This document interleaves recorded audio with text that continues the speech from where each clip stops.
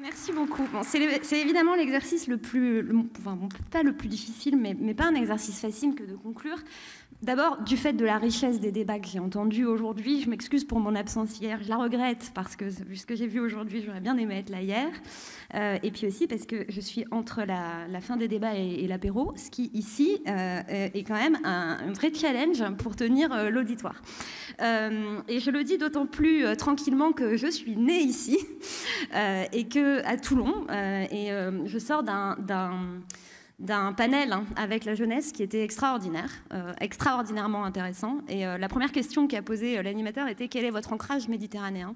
Je vais y revenir, donc moi il est très net, je suis née ici, mais au fond, mon parcours et en tout cas les enjeux stratégiques internationaux m'y ramènent. Et on vient de se le dire, je crois que, d'abord ce qui me frappe, je veux vous le dire de manière très sincère, c'est le nombre que vous êtes ici. Et qui confirme ce que je pense, c'est-à-dire que les débats stratégiques et les études stratégiques uniquement depuis Paris ou Bruxelles, c'est plus possible, c'est pas pertinent. Et donc, dans mon rôle, en tout cas à la Direction générale des relations internationales et de la stratégie, vraiment, on est à l'appui du fait que cet ancrage méditerranéen du débat stratégique, dont vous êtes collectivement la démonstration aujourd'hui, est essentiel. Je pense que cette deuxième édition confirme la pertinence de ce type de format et de ce type d'ouverture et le fait de le faire ici aussi sur les rives de la Méditerranée. Donc il faut continuer, il faut internationaliser, il faut que ça devienne des rencontres de référence et là-dessus vous pouvez compter sur moi, je vous y aiderai et parce que d'abord, j'y crois dans l'absolu, et puis maintenant, j'y crois en pratique, en écoutant vos débats. Bon, je ne vais pas redire ce qui a été dit, il y a énormément de choses qui ont été dites, et ce serait ridicule de revenir sur tout. Je voulais juste vous dire que ce qui m'a frappé dans les échanges, enfin, ça se voit beaucoup, c'est que, au fond, l'espace méditerranéen, quand on regarde les évolutions générales de la conflictualité d'aujourd'hui, en fait, l'espace méditerranéen concentre ces évolutions. Et il n'y a rien d'étonnant à ça, parce que au fond, la Méditerranée est un creuset de culture, donc aussi un creuset de tensions par moment. C'est aussi un espace géostratégique d'une richesse incroyable. Il y a énormément de menaces, mais il y a aussi beaucoup d'atouts. Donc ça concentre énormément des tendances stratégiques, comme on dit au ministère des Armées de notre temps. Je voulais juste très rapidement, parce que je l'ai retenu en synthèse, je vais essayer de vos échanges, vous le décrire. Le contexte stratégique contemporain est d'abord marqué par un accroissement de la conflictualité. C'est un fait. Et cet accroissement de la conflictualité, il se traduit par une augmentation de l'intensité de la conflictualité. Et là, malheureusement, l'actualité de la région méditerranéenne le montre. On voit depuis le choc qu'a représenté pour l'ensemble de la région les attaques terroristes contre Israël, les souffrances qui sont aujourd'hui subies par les Palestiniens, et puis le risque qu'on a tous en tête et qui a animé les débats d'escalade régionale sur lesquels, bien sûr, on essaie d'agir pour l'éviter. Cette intensité dans l'accélération de la conflictualité, évidemment, elle a été marquée par la guerre en Ukraine, et je crois que Nathalie Loiseau a eu raison, en fait, de commencer une intervention sur la Méditerranée ce matin en évoquant la guerre en Ukraine, parce que ce serait une faute, une erreur de lecture du contexte géopolitique que d'opposer encore le nord au sud, l'est à l'ouest, quand on regarde le contexte géopolitique, tout simplement parce que ce n'est pas vrai. Si on prend, par exemple, la guerre en Ukraine, bon, c'est le retour d'une guerre de haute intensité sur le continent européen, ce qui était évidemment un choc et un accroissement extraordinaire de la conflictualité. Mais cette guerre, qui a une dimension maritime qui a été évoquée, je crois, dans les échanges aussi, en fait, déjà, elle concerne tout simplement des pays riverains de la Méditerranée, très directement. Quand on regarde le flanc est de l'Alliance Atlantique, des pays sont directement concernés en première ligne, si j'ose dire, face à la guerre en Ukraine. Ensuite, cette guerre, c'est une rupture par un membre permanent du Conseil de sécurité des Nations Unies de la Charte des Nations Unies. Et pardon si ce que je dis est un peu direct, mais j'ai entendu beaucoup de débats sur la posture de l'Occident par rapport au reste du monde, etc. Mais s'il y a un pays aujourd'hui qui ne respecte pas les choix souverains d'un autre pays, ni son système politique, ni ce qu'il veut construire pour son avenir, c'est la Russie. qui, par cette guerre, au fond, dénie à l'Ukraine la possibilité de faire ses propres choix souverains et dénie son intégrité territoriale contre la Charte des Nations Unies et donc les principes qui, là, nous réunissent au sein des Nations Unies. Donc elle nous concerne tous pour ça, cette guerre aussi. Et enfin, et elle concerne directement l'espace méditerranéen parce qu'elle a tout de suite été hybride et tout de suite utilisée. La déstabilisation qui s'ensuit un peu partout dans des régions qui sont dans l'espace méditerranéen, dans le Caucase, dans les Balkans, tout ça a été évoqué dans vos échanges, en Afrique et au Moyen-Orient, est utilisée par la Russie pour, au fond, améliorer son effort de guerre face à l'Ukraine et démontrer les divisions de l'Occident, démontrer que, au fond, le modèle qu'elle veut déployer est le bon et finalement se nourrit de cette déstabilisation. C'est utilisé aussi, ça a été beaucoup évoqué dans le panel dont on vient de sortir, dans l'espace informationnel. Dès le départ, la guerre en Ukraine, elle ne concernait pas que l'Europe. Quand on est en Afrique, je pense que beaucoup d'entre vous l'ont vécu juste après le déclenchement de la guerre en Ukraine. On entendait beaucoup dire, mais en fait, ce sont les sanctions qui font qu'il y a des difficultés terribles et qui sont réelles et objectives, y compris sur le plan alimentaire. C'est la guerre qui a provoqué cette situation et c'est la Russie qui a décidé de faire la guerre à l'Ukraine. Donc vous voyez, tout de suite, cette guerre a été construite, pensée comme hybride et au fond, elle concerne directement la région méditerranéenne, elle nous impacte directement. Donc augmentation de l'intensité de la conflictualité qu'on voit très directement en fait en Méditerranée et augmentation bien sûr géographique, en fait élargissement géographique de la conflictualité, je l'ai dit, aux conflits qui existaient, qui étaient là, ou aux déstabilisations qui existaient déjà. On a parlé de Syrie, on a parlé de Libye, se sont ajoutées la déstabilisation au Sahel, qui, avec une succession de coups d'État, voit la menace terroriste dans la région augmenter, parce que les pays du Sahel qui ont décidé d'avoir recours à nos compétiteurs comme partenaires ne combattent plus le terrorisme avec un vrai risque, et ça a été démontré aussi dans des panels auxquels j'ai pu assister, que se constitue une forme de nouveau sanctuaire terroriste au fond au Sahel.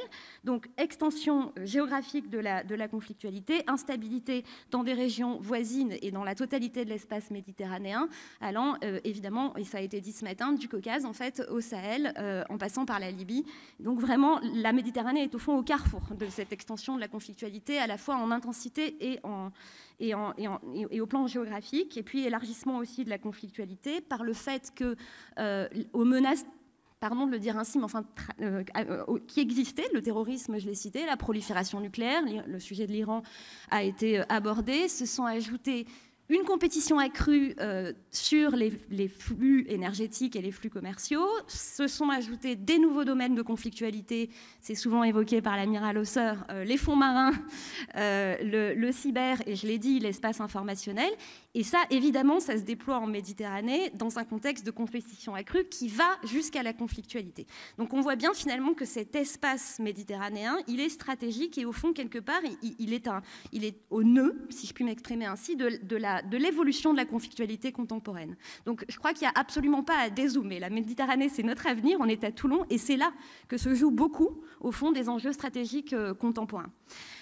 Et il s'y joue dans un moment où il y a, c'est la troisième tendance stratégique qu'on identifie, très clairement une fragmentation de l'ordre international, fragmentation qui se traduit, et c'est pour ça que ça a été très bien évoqué aussi aujourd'hui, par un accroissement de la rivalité sino-américaine qui structure de plus en plus au fond les relations internationales, mais rend difficile les cadres traditionnels de coopération, l'affirmation de puissances régionales très assertive sur la scène méditerranéenne aussi. On peut penser à la Turquie, par exemple, ou à l'Iran, qui ont des positions de plus en plus affirmées dans la région.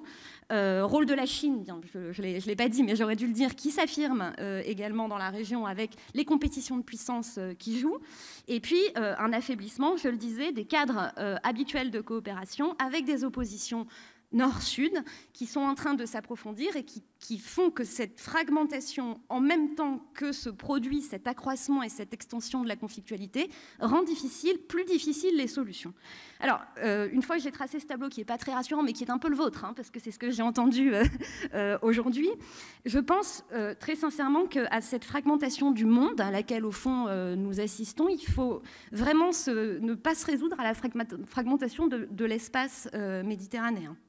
Parce que ce serait se résoudre, au fond, à ce que la Méditerranée devienne une frontière entre le nord et le sud, géopolitique, qui serait une forme de trahison du destin commun méditerranéen.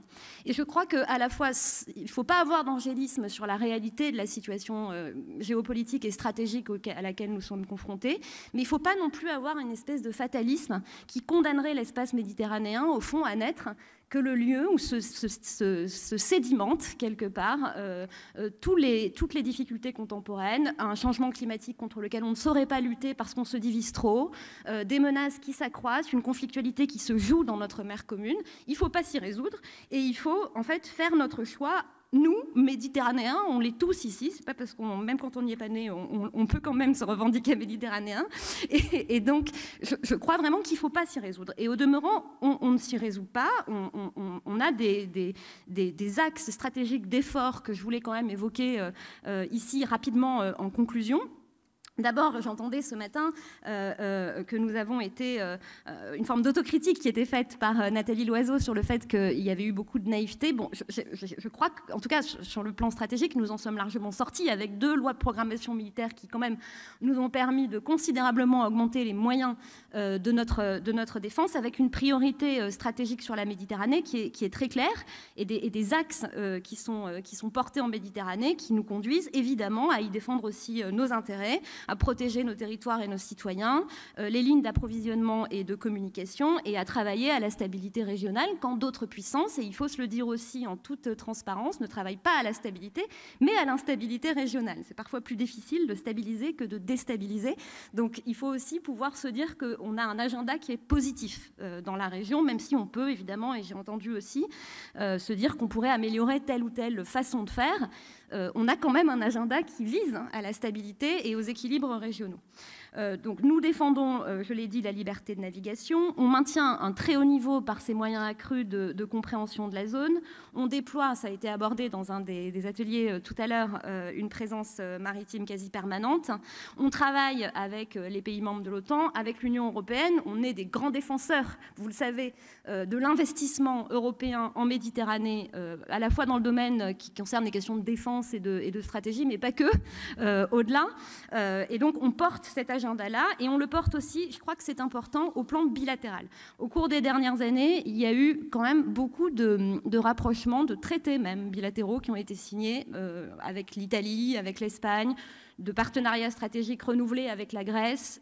Je pense que c'est ce travail de pays à pays est très important, et il n'est pas il n'est pas on n'a pas à choisir entre ce travail bilatéral et ce qu'on fait dans des organisations plus régionales ou au sein de l'Union européenne.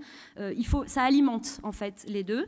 Et on a aussi des cadres régionaux de discussion. Bien sûr, il y en a qui ne marchent pas. Bien sûr, tout est compliqué dans la région, tout est compliqué en Méditerranée. Mais le 5+5 qui a été cité est un cadre de dialogue efficace qu'il nous faut investir et que nous investissons. Et puis, il y a d'autres formats qu'il faut peut-être inventer, mais qui existent aussi. Le MED9 est un format qui existe pour les questions méditerranéennes. Il y a eu le sommet des 2 rives, il y a eu le forum, je crois que Karim Amellal était là hier, des sociétés civiles dont vous êtes les représentants qui s'est organisé. Et puis il y a, et je conclue là-dessus parce que je vois ma chef de cabinet qui me dit qu'il faut que j'aille prendre mon train, les rencontres stratégiques de la Méditerranée. Alors, je dis juste un mot là-dessus. Ce qui est extraordinairement important, je crois, dans tout ce qui s'est dit aujourd'hui, c'est que le registre des perceptions, c'est-à-dire la manière dont on se parle, la manière dont on arrive à se parler. Je crois que c'était que vous disiez se parler sans se fâcher, etc. On est fort pour se fâcher parfois en Méditerranée, mais là, sur les sujets très difficiles qui ont été abordés pendant toute la journée, très difficiles, qui engagent beaucoup de choses, moi j'ai vu des débats extrêmement apaisés, extrêmement ouverts, extrêmement sereins. Et objectivement, c'est ça la clé. Parce que, et je reprends ce que disait un jeune qui intervenait tout à l'heure, au fond à la question qui était posée, qu'est-ce que nous partageons? Parce que c'était ça, qu'est-ce que nous pouvons partager entre la rive nord et la rive sud et entre les pays méditerranéens? La réponse a été, il nous faut un dialogue sans interférence. Et j'ai trouvé ça très intéressant comme concept, parce qu'au fond, c'est ce que vous faites ici, c'est-à-dire que c'est un dialogue entre Méditerranéens pour nord-sud pour la Méditerranée, qui n'est pas finalement fait par d'autres, mais qui est fait à la fois par les sociétés civiles méditerranéennes que vous représentez et par les pays méditerranéens. Et ça, c'est l'axe d'effort sur lequel j'espère pouvoir vous aider pour que ce soit de plus en plus international et porté à l'échelle européenne, parce que je trouve que ces débats sont absolument essentiels pour lutter contre toutes les incompréhensions, tous les malentendus qui contribuent à la fragmentation de ce qui doit être pour nous commun. Je vous remercie.